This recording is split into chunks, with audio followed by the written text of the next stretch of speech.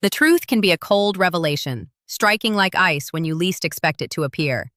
We peel back the layers of deception to show you the world as it really is, without filters.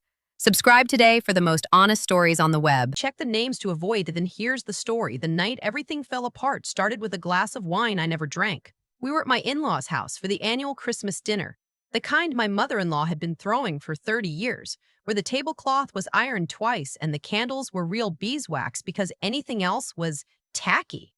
I'd been coming to these dinners for 4 years. 4 years of learning which fork to use, which topics to avoid, which version of myself to bring to the table. My husband's name is Seth. We met in Chicago when I was 26, both of us waiting out a delayed flight to Denver. He bought me a terrible airport coffee and we talked for 3 hours. I thought he was the most genuine person I'd ever met. I still think about that sometimes. How good he was at seeming genuine. His mother's name is June. She is 71 years old, 5'2", and has silver hair she keeps in a perfect chignon. She has never once raised her voice at me. She has never needed to.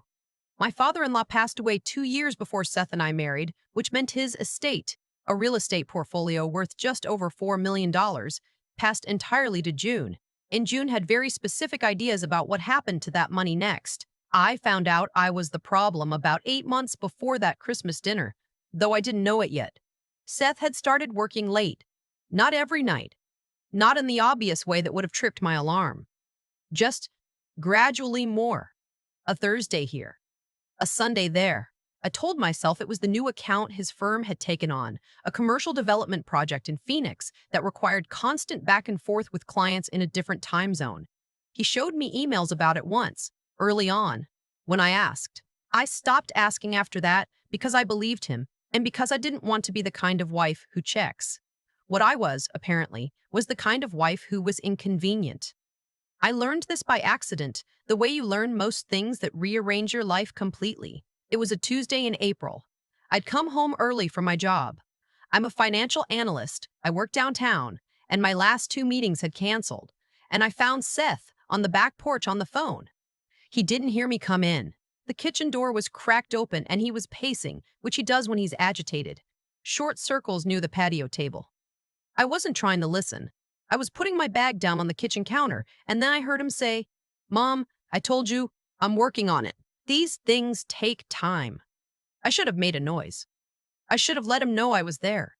Instead, I stood very still, the way you do when something in your chest goes cold and quiet, and you're not sure yet what you're feeling. "The prenup is airtight," he said. "That's the whole problem." Her lawyer was thorough. A pause. "I know what the timeline is. I'm aware." Another pause. Longer. "I'm not going to do anything drastic. I just need, yes, I know, before the end of the year." He came inside 2 minutes later, and I was standing at the refrigerator pretending to look for something. He kissed my cheek. He asked how my day was. I said, "Fine. I made pasta." We watched television. I didn't sleep that night. I want to be clear about something. I didn't fully understand what I'd heard. Not yet. There are 100 ways to explain a conversation like that, and I tried most of them over the following 48 hours. Maybe it was about the estate. Maybe June was pressuring him about something unrelated to me. Maybe her lawyer meant a client. Maybe I had misheard.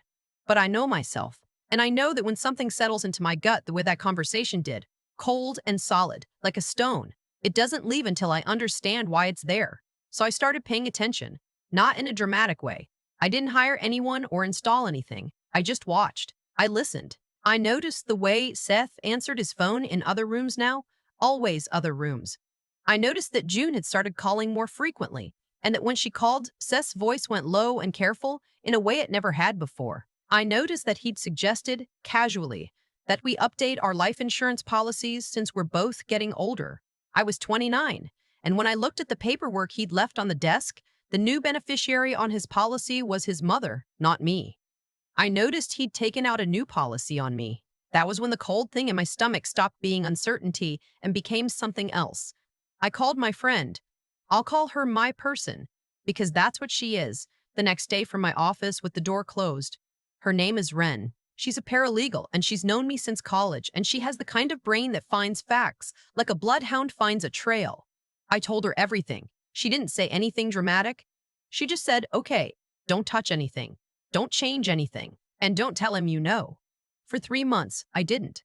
Ren connected me with her colleague, an attorney named Mr. Fairbanks, who specialized in exactly the kind of situation I was apparently in. He was quiet and methodical, and he used phrases like asset protection and precautionary documentation in a calm voice, like we were discussing a minor accounting irregularity and not the possibility that my husband and his mother were planning something I didn't fully want to name yet. He told me to keep a log. I kept a log. He told me to make copies of financial documents. I made copies. He told me to be patient. That was the hardest part. The insurance policy was real. Seth had taken out a $2 million term life policy on me in August, 18 months into our marriage, without mentioning it. It wasn't illegal. Spousal life insurance is legal. But Mr. Fairbanks explained, carefully, that combined with what I'd overheard and the fact that Seth had been quietly restructuring our joint accounts in ways I hadn't authorized, it painted a picture. A picture I still didn't want to fully look at. Because here's the thing about being married to someone you thought you loved. You spend a long time trying to find the version of events where they're still a good person. You contort the facts. You invent explanations. You do it because the alternative, that you were chosen because you were convenient, because your family had money and your trust was easy to earn, and your prenup was the only obstacle between him and a very clean outcome, is too ugly to hold. I held it eventually. It took until October. That was when Ren found the other woman, or rather, the other plan. She'd been doing her own digging, quietly, because that's who Ren is. She found a LLC that Seth had incorporated in Nevada 8 months earlier, a real estate holding company. June was listed as the primary investor. The other listed principal was a woman named Diane, who turned out to be Seth's college girlfriend, who had been working at his firm for 14 months. I'm not telling this as a betrayal story. I mean, it was, but that's almost the smaller part. What the LLC told me was simpler and more devastating. This had been planned. Not impulsively, not out of some spiral of bad decisions, but planned. The company was structured to receive assets. The life insurance would provide liquidity, and I was the line item that needed to be resolved. I sat with Mr. Fairbanks the following week, and I asked him, straight, what my options were. He laid them out. I picked the one that required the most patience and the steadiest nerve. And then I went home to my husband, and I was kind to him. And I went home to my. The Christmas dinner was December 22nd. June's house is in Evanston, about 40 minutes from our apartment. Seth drove. We had the radio on, and he was in a good mood, relaxed in a way I hadn't seen in months. And I remember thinking that whatever was supposed to happen must be soon, because he'd stopped being careful around me. When you stop being careful, it means you think the hard part is almost over. The table was set for 9.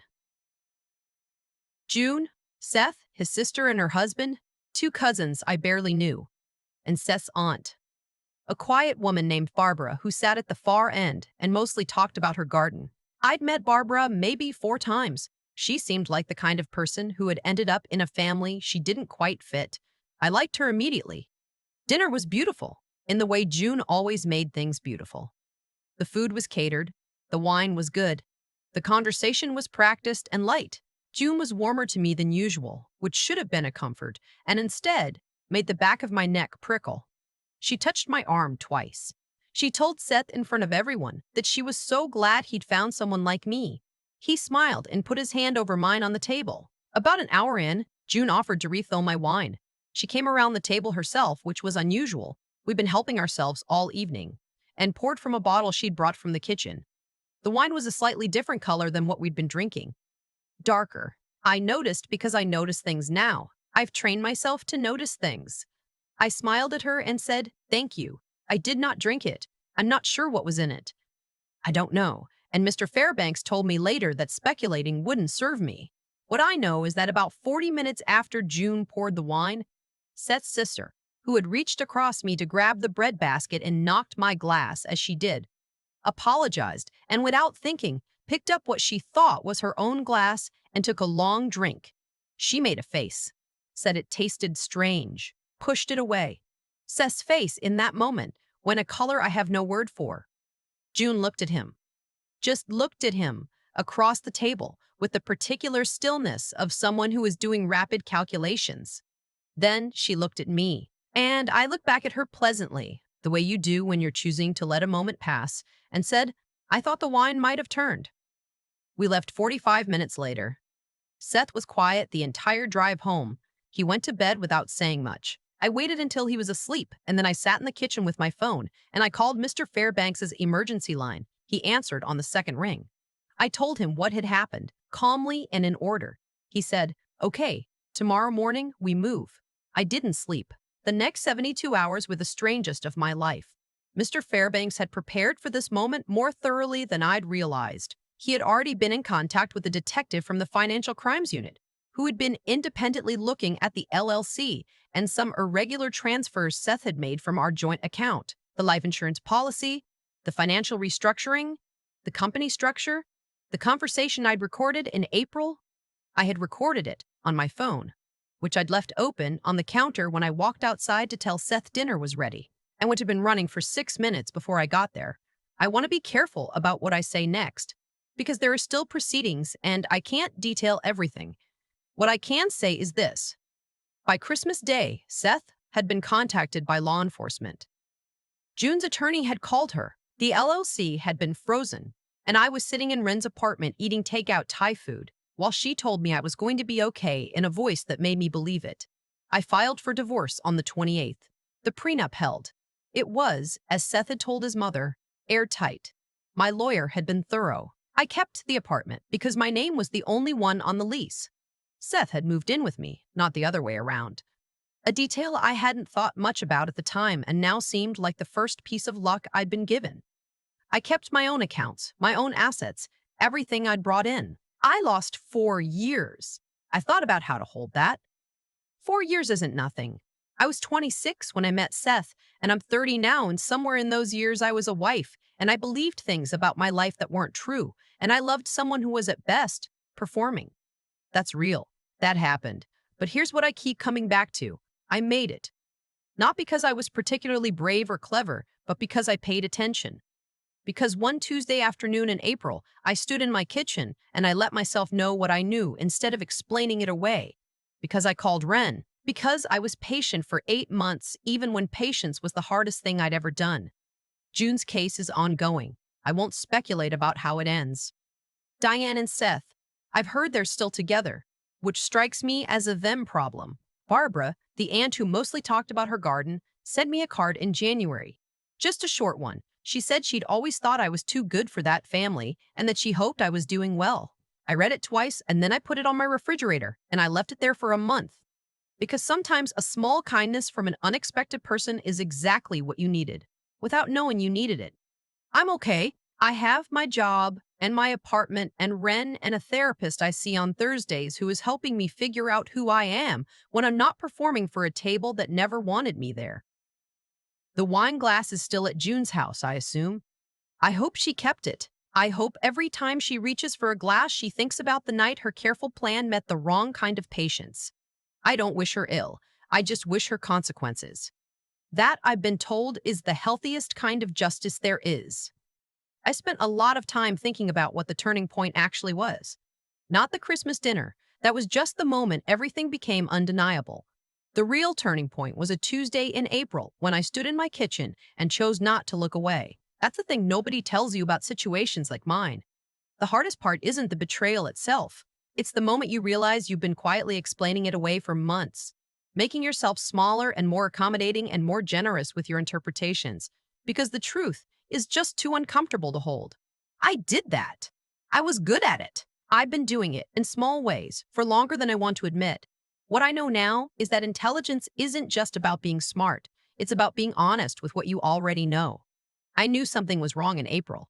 My gut knew before my brain was willing to catch up. And the most important decision I made in this entire story wasn't hiring Mr. Fairbanks or keeping the log or staying calm at that dinner table. It was the decision to stop explaining the thing away and just let myself know it. June counted on me not doing that. Seth counted on it too. They'd built an entire plan around the assumption that I would keep being trusting and accommodating and slow to believe the worst. And for a while, they were right. That's the part I have to sit with. I wasn't naive because I was stupid.